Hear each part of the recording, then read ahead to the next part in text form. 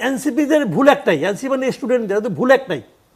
সেই ভুলটা হলো ডক্টর ইউনূসের মতো একজন ভুল ব্যক্তিকে পছন্দ করছে। এই লোকটা এনসিপিকে শেষ করে দিছে। এনসিপি জানেও না কেমন করে তারা শেষ করে দিচ্ছে। তারা বিশ্বাস করছে এই লোকটার উপর, সে শেষ করে দিচ্ছে, এই স্টুডেন্টদেরকে শেষ করে দিচ্ছে। কেন উনি এত বড় ক্ষতিটা করলেন? উনি কিন্তু ক্ষতি খালি স্টুডেন্টদের করেন নাই, জাতিকে ক্ষতিগ্রস্ত করছেন। কোথায় সেটা আমি বলি, এদেরকে বিতর্কিত করে দিয়েছে। দেখেন উনি আসলে কার লোক বলেন তো? উনি হলো পশ্চিমা বিশ্বের লোক, এবং পশ্চিমা বিশ্বের সবচেয়ে ভয় পায় কি? তারা ভয় পায় ইয়াং জেনারেশনের আপরাইজিংকে। মনে নাই ফিলিস্তিনিদের পক্ষে যাওয়ার জন্য আমেরিকাতে এই স্টুডেন্টদের কি করছেন তারা? উনি কিন্তু ওই কাজটাই করছেন যে ইয়াং জেনারেশন যেন আগামীতে কোনো আন্দোলন করতে না পারে, এই কাজটা শেষ করে দিছে। ইয়াং জেনারেশনকে, এই ছাত্রদেরকে এমন একটা জায়গায় উনি পৌঁছে দিছে, এরা যদি আগামীতে কোনো আন্দোলনের জন্য ডাক দেয় কেউ আসবে না। তরুণ প্রজন্মকে নষ্ট হয়েছেন। আমি আরেকটা এক্সাম্পল, দেখেন এই গভর্নমেন্ট ক্ষমতা নেওয়ার পরে প্রথমে আমি বলছিলাম, তখন আমি মনে করতাম যে ইউনূস সাহেবের মধ্যে একটা মানে শুভ ইচ্ছা আছে, আকাঙ্ক্ষা আছে। তখন আমি বলছিলাম আপনি দুইজন স্টুডেন্টকে আপনার উপদেষ্টা পরিষদে নিয়ে ভুল করছেন। অনেকে মনে করছে যে আমি তো তাদের যোগ্যতা এবং মেধা নিয়ে প্রশ্ন করছি। না, তা করি নাই। কিন্তু আমি যেটা করছি সেটা হলো এটা করার মাধ্যমে সারা দেশের যে ঐক্যবদ্ধ তরুণ সমাজ ছিল, এদের ঐক্যটাকে উনি নষ্ট করে দিয়েছেন।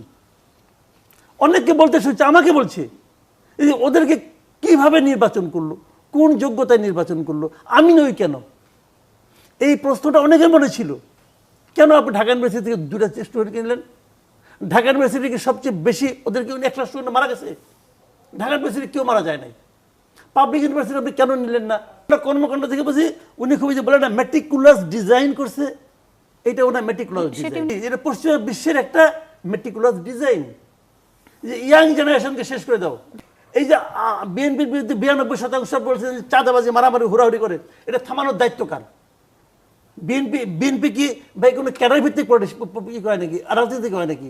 একটা বললো সবাই দাঁড়াও, সবাই দাঁড়াবে, এই পার্টি তো বিএনপির না। এটা থামানোর দায়িত্ব গভর্নমেন্টের।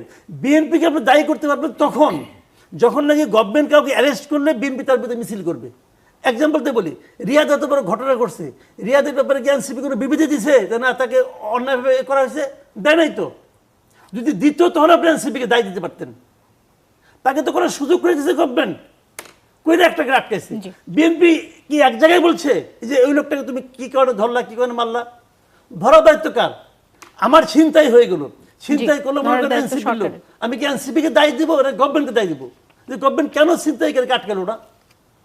তো বিষয়গুলো গভর্নমেন্টের, তো গভর্নমেন্ট সেই দায়িত্ব পালন করছে না কেন? মানুষকে বোঝাচ্ছে যে রাজনীতিবিদরা, পলিটিক্যাল পার্টিগুলো তোমার সমস্যার সমাধান দিতে পারবে না।